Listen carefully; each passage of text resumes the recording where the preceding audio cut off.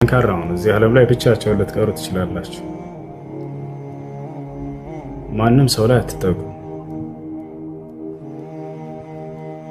እዚህ ዓለም ለምንድን ነው የመጣሁት የሚለውን አስቡ።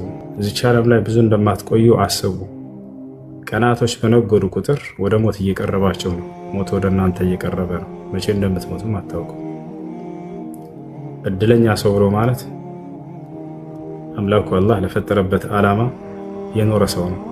እርሱ ምንድነው? በእርሱ አምነህ እርሱን መገዛት ነው። በቃ ወማ ኸለቅቱል ጂነ ወልኢንሰ ኢላ ሊያዕቡዱን አለ አላህ ሲናገር። ሰውንም ሆነ ጂኖችን አልፈጠርኳቸውም እኔም በብቸኝነት እንዲገዙኝ ይቻላል። አደራ ሳታምኑ በፊት ሞት እንዳይመጣባችሁ። አላህ በቁርአን ላይ ወላ ተሙቱነ ኢላ ወአንቱም ሙስሊሙን ይላል። ለሰዎች በጣም ስለሚያዝንላቸው ምን አለ? አደራ ሙስሊሞች ናችሁ እንጂ እንዳትሞቱ አለ። ሙስሊም ሳትሆኑ ከመጣችሁ በቃ ከስራችኋል። ቁል ኢነል ኻሲሪነ አለዚነ ኸሲሩ አንፉሰሁም ወአህሊሂም የውመል ቂያማ አለ። ሰዎች ሆይ የከሰረ ሰው ብሎ ማለት ነፍሱን ያከሰረ ሰው ነው የትንሣኤ ቀን ብሎ አላህ ይናገራል። እድለኛ ሰው ብሎ ማለት የትንሣኤ ቀን ከጀሃነም እርሳት ራሱን ያዳነ በማመንና በመስራት ማለት ነው። ይሄ ዓለም ጊዜያዊ ነው፣ ብዙ የምትቆይበት አይደለም። እዚህ ዓለም ስትኖሩ ጊዜ ልክ እንደ እንግዶች ናቸው። ልትዘወትሩበት ሳይሆን ልክ እንደ እንግዳ አርፋችሁ የምትሄዱበት ሀገር ነው። ነቢዩ ሰለላሁ ዐለይሂ ወሰለም ይህችን ዓለም ሲገልጿት እጥር ምጥን ባለ ቃል ምን አሉ? ኩን ፊ ዱንያ ከአነከ ገሪብ አው አቢር ሰቢል አሉ። በዚች ዓለም ስትኖር ልክ እንደ እንግዳ ወይም እንደ መንገድ አላፊ ሆነህ ኑር አሉ። መንገድ አላፊ የሆነ ሰው አይዘወትርም እኮ የሆነች ጥላ አግኝቶ እሷን ተጠልሎ ልክ ያ ፀሐይ ሲያልፍለት ጊዜ ይሄዳል ጥሎት። ልክ እንደዛ ናቸው እዚህ ዓለም ላይ። ወይ ልክ እንደ እንግዳ ሆኖ አሉ። እንግዳ ሆነ ሰው ቤት ዘፍ ብለህ ዘላለም ትቀመጣለህ? እንዳትቀመጥም እኮ ትንሽ ተቀምጠህ በዛ ከተባለ 3 ቀን ከዛ በኋላ ትሄዳለህ። ያ ነው። ቢስሚላሂ ራህማኒ ራሂም። አሰላሙ አለይኩም ወራህመቱላሂ ወበረካቱሁ።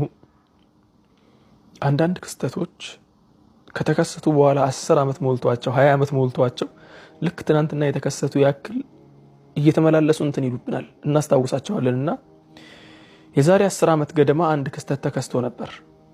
ያ ክስተት ሲከሰት ለዚያ ክስተት በጣም ቅርበት የነበረው ልጅ ነው ይሄን ነገር የነገረኝ ማለት ነው። ያው በደንብ አድርጎ ያውቃል ታሪኩን፣ አንድ ባንድ ያውቃልና ሲነግረን ታሪኩን ስሰማ ወላሂ ትልቅ ትምህርት ነው የሆነኝ። ለእናንተም እስቲ ትምህርት ከሆናችሁ ብዬ ነው ያመጣሁት። የዛሬው ትምህርት ያው ሙስሊሙን ብቻ አይደለም ሁሉንም ነው የሚመለከተው። ለመጀመሪያ ያክል ነብዩ ሰለላሁ ዐለይሂ ወሰለም ስለዚህ ነገር ሲናገሩ ምንድነው ያሉት? ለይሰ ሸዲዱ ቢሱራቲ ወይነማ ሸዲዱ الذي يملك نفسه عند الغضب።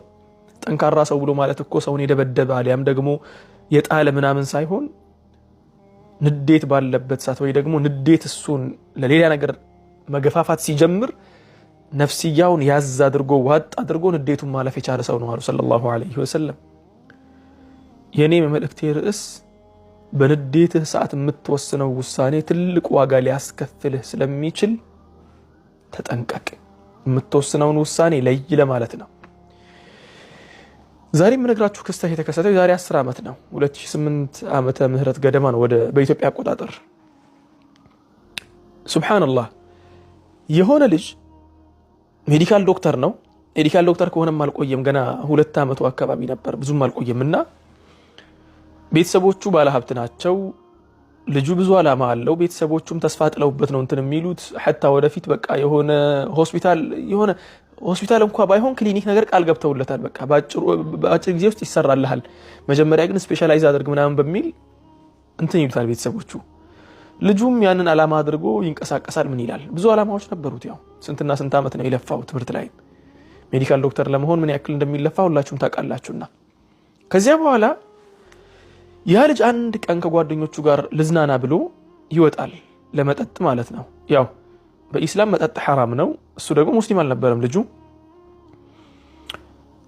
አላህ ይጠብቀን ሁላችንም ከእንዲህ አይነት ወንጀልና ልጁ ለመጠጥ ወጣ። ከጓደኞቹ ጋር ወጥቶ ጠጥቶ ምን ብሎ ከጠጡ በኋላ ከመጠጥ ቤቱ ይወጣሉ። ልክ ሲወጡ ያው ከጓደኛ ጋር ሲኮን እኮ መንገድ ላይ የምታገኘውን ነገር እየበላህ እንትን እያልክ መሄድ ያምርሃልና መጠጥ ቤቱ ፊት ለፊት እንቁላል በሚጥሚጣ እንቁላል ሰንጥቆ ሚጥሚጣ አስነሶበት የሚሸጥ ልጅ ነበርና በጣም በርዶስ እዛ ጋር ተቀምጧል። ልጁን ጠርተው እስቲ እንቁላል አምጣ አሉት። ሰጣቸው። አንደኛውን በላ። ከዚያ በኋላ ሁለተኛ ድገመኝ አለው። ሁለተኛ እንቁላል ደገመና ይሄ ዶክተሩ ልጁን ዋጋ ጠየቀው። ስንት ነው እንቁላሉ ዋጋ አለው። የእንቁላሉ ዋጋ ይሄን ያክል ብር ነው ብሎ ነገረው። ብሩን አሁን ላይ አላስታውስም ዋጋውን ማለት ነው። ከዚያ ዶክተሩ ምን ብሎ ይመልስለታል? ኧረ ይሄን ያክልማ አስወደድከው። አንደኛ ነገር ዶክተር ነው፣ የዛሬ 10 ዓመት ነው ያው። በዚያ ጊዜ ደግሞ አሁን ካለው በጣም በተሻለ ደረጃ ላይ ነበር ዶክተሮች የነበሩት። አንድ እሱ፣ ሁለተኛ ነገር ደግሞ የሀብታም ልጅ ነው ብያቸዋለሁ።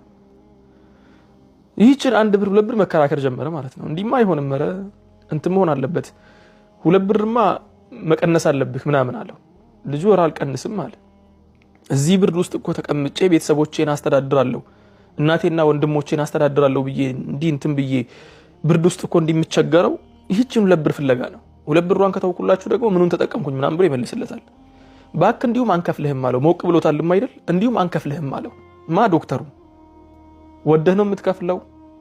ማ እንቁላል ሻጩ? 1 2 ተባባሉ በንግግር። ያው እንትን ስትሆን ብዙ ጊዜ የሆነ ቦታ ላይ ቦስ ሆነ ስታገለግል አለቃ ሆነ እንትን ስትል ሁሉም ቦታ ላይ አለቃነት ይሰማሃልና ይሄ ዶክተሩ በጣም እንትን አለና በቃ ሊመታው መጣ። ይሄኛው እንቁላል ሻጩ ደግሞ ከዶክተሩ ጋር ሲያያዙ ወዲያው እንቁላሉን የሚሰነጥቅበት ቢላ ነበረው። ያቺን ቢላ አንስቶ ደረቱ ላይ ሰካበት። ያ ዶክተር ሐኪም ቤት ተወስዶ ሞተ። ቢላሂ አለይኩም እስቲ ወደ ኋላ ተመልሳችሁ አስቡት። 12 ዓመት ሙሉ ክላስ ውስጥ ሲለፋ ከርሞ 7 ዓመት ሙሉ ግቢ ውስጥ አፈር በልቶ ቤተሰቦቹ ስንት ተስፋ እንዳልጣሉበት፣ ለራሱ ስንት ዓላማ አንግቦ እንዳልሄደ፣ ስንት ነገር አስቀምጦ ፕላን እንዳላደረገ በተራ ንግግር በ2 ብር ክርክር እዚያው ጋር ነፍሱን አጣ። አስቡት ስንት ነገር እንደቀበረ እስቲ አስቡት። እናት አባቱ ምን ይሰማቸዋል? ጓደኞቹ ምን ይሆናሉ? በተቃራኒው ደግሞ አስቡት እናቴና እህቶቼን አስተዳድራለሁ ብሎ በዚያ ብርድ ውስጥ ተቀምጦ እንቁላሉን ሲሸጥ የነበረው ግለሰብ ያቺን ንዴት እንደምንም ብሎ ማለፍ ስላቃተው ብቻ በዚያች ንዴት በወሰናት ውሳኔ ብቻ እናትና እህቶቹን መጦሪያ የሚጦራቸው ሰው አሳጥቶ፣ ያ ብቻ አይደለም የሱ ህይወት ተመሰቃቅሎ የሰው ነፍስ በእጁ ጠፍቶ እድሜ ልኩን እየተጸጸተ ለመኖር ተዳረገ ማለት ነው። ያ ነገር ከእንቅልፍ ነው ያነቃኝ። እንዴ ምን ችግር ነበረው ያ ዶክተር? አሁን ስንት ነው ያልከው?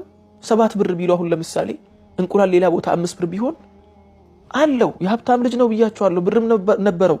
የብር ችግር ኖሮበት አይደለም። ስለዚህ አሁን ያቺን ብር መክፈል ይችል ነበር። እንዲሁም እንዲህ በብርድ እንትን ብለህማ አይ ልጨምርልህ ብሎ 5 ብር እንኳን ቦነስ ቢያደርግለት። ይሄ ሁላ የሚታሰበው መቼ ነው? እዚህ ጋር ተቀምጠህ ስታስበው ነው። ንዴቱ ላይ ስትሆን ግን አይታየም ያ ሁላ። ለዚህም ነው ነብዩ ሰለላሁ ዐለይሂ ወሰለም الذي يملك نفسه عند الغضب ያሉት። ስትናደድ የሚታይህ ጭንቅላቱን መፍለጥ፣ ስትናደድ የሚታይህ ሰውየው እንዲሁ መግደል ተባባል። ወላኪን ዋጋ ያስከፍላል። እናት አባቱ ምን ያህል እንደሚቃጠለው አስቡት። በቅርቡ አንድ ዶክተር ጓደኛ አለኝ ደውሎ በጣም የሚቀፍንትን ነገረኝ። ቤተሰብ መሃል በተፈጠረ ችግር ልጃቸውን አስከፍተው ልጃቸውን የማይሆን ነገር ተናግረው ልጃቸው ሄዶ በገመድ ራሱን ሲጥ አድርጎ ገደለ። እስቲ አስቡት ያ ቤተሰብ በዚያች በንዴት ጊዜ ልጁ በወሰናት ውሳኔ እድሜ ልካቸውን አባትም እኔ ነኝ ልጄን የገደልኩት እያለ እያለቀሰ ነው የሚኖረው። ወላሂ ያ ወንድማችን ደውሎ ሲያወራኝ ወላሂ ጩኸታቸውን እሰማ ነበር። የአባትና የእናትን ጩኸት እሰማ ነበር። ሐኪም ቤት ውስጥ ሆኖ ነበር የደወለልኝ። ጩኸታቸውን እሰማ ነበር። እንዴት እንደተቃጠልኩ ውስጤ። በንዴት የምታደርጉት ነገር ዋጋ ያስከፍላችኋል። እርግጠኛ ሆኜ የምነግራችሁ ነገር በንዴት ጊዜ መጥቶ የሚያጀግናችሁ አንተማ ግንባሩን በለው፣ ፍለጠው፣ ቁረጠው፣ ግደለው የሚልህ ወላሂ ደፋርነትህ አይደለም፣ ጀግንነትህ አይደለም፣ ላ ሸይጣን ነው። ለምን? ደም ስለሚፈልግ አንደኛ። ሁለተኛ ነገር ደግሞ አንተን አሳስቶ የእድሜ ልክ ቁጭት ሊያወርስህ ነው የሚፈልገው። ስለዚህ እኔ በዚያ ክስተት ተምሬያለሁ። ከዚያ በኋላ በጣም ብዙ ነገሮች ተከስተውብኛል ማለት በህይወቴ ብዙ ነገሮች አጋጥመውኛል። ከሰው ጋር መጋጨት አለ፣ እስከ እጅ ለእጅ ሁላ መደራረስ ይመጣል። ምን አደርጋለሁ? ተሎ አስታውሳለሁ። የማትተዋወቀው ግለሰብ የማታውቀውን ሰው ልትገለው ሊገልህ ይችላል። እንደ ተራ ነገር ተረስቶ حتى አንድም አስታውሳለሁ አረብ ሀገር ላይ ሰው ገሎ በአንድ ብር ምክንያት ሰው የገደለ ሰው ሰምቼ ነበር ታሪኩን። ልክ አሁን እንደነገርኳችሁ ልጅ ማለት ነው። እዳው የሚተርፈው ለእናት ለአባታችሁ ነው። እዳው የሚተርፈው ለጓደኞቻችሁ ነው። እዳው የሚተርፈው ለልጆቻችሁ፣ ለሚስቶቻችሁ፣ ለወንድም እህቶቻችሁ ነው። ስለዚህ ወንድሞችና እህቶች ስንናደድ በተቻለን አቅም ካናደደን ነገር ጥለን መራቅ፣ ያን ነገር ትተን እንሂድ። ፈሪ እንሆን እስቲ ምን ችግር አለው? ለአንድ ቀን ፈሪ ብትሆን ምን ችግር አለው?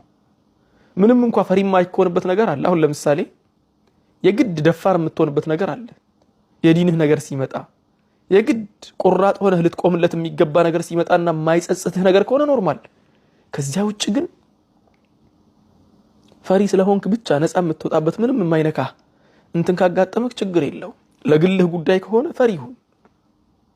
ከምትገድል ወይ ከምትሞት ከምትሰብር ወይ ከምትሰበር ፈሪ ሆነ አሳልፈው خلاص። ፈሪ ይበሉህ ችግር የለው። ወይ ይቅርታ አጥፍቻለሁ በቃ ይቅርታ አድርግልኝ ብለህ ለፈው ችግር የለው። ይቅርታ ማለትህ ወይ ያንተን ወይ የሱን ቢያንስ ጊዜያችሁን ያተርፋል። ጊዜ በአካል እንኳን ባትጎዳዱ ጊዜያችሁን ስለሱ ተናደህ የምትቃጠልበትን ጊዜህን ያተርፍልሃል። በሱም ሳይል ስትመጣ እንደዚያ ነው የሚሆነው። ስለዚህ ወንድሞችና እህቶች ተጠንቀቁ። በንዴት ጊዜ የምትወስኑት ውሳኔ ትልቅ ዋጋ ሊያስከፍላችሁ ስለሚችል እንጠንቀቅ ልላችሁ ነው የመጣሁት። አላህ ቀጥተኛውን መንገድ ይምራን፣ ከመጥፎ ነገር ሁሉ ይጠብቀን። በንዴት ጊዜ የማይሆን ውሳኔ ወስነን ከምንጸጸት ሳይሆን የነብዩ ሰለላሁ ዐለይሂ ወሰለም ንግግር አስታውሰን ወደ ራሳችን ተመልሰን በዱዓ ችግሩን የምንፈታ ያድርገን እላለሁ። ሰላም አለይኩም ወራህመቱላሂ ወበረካቱሁ።